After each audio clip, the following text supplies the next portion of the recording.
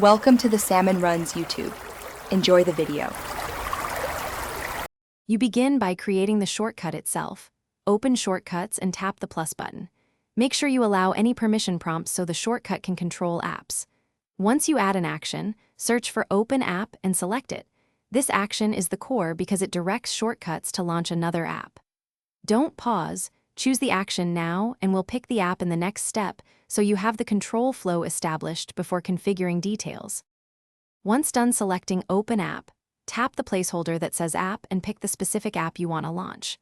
Rename the shortcut clearly so you can find it later, and add an icon or glyph to the shortcut for quick recognition.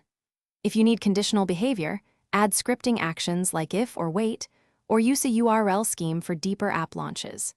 Make sure each added block connects logically and that there are no stray actions before you move to finalize.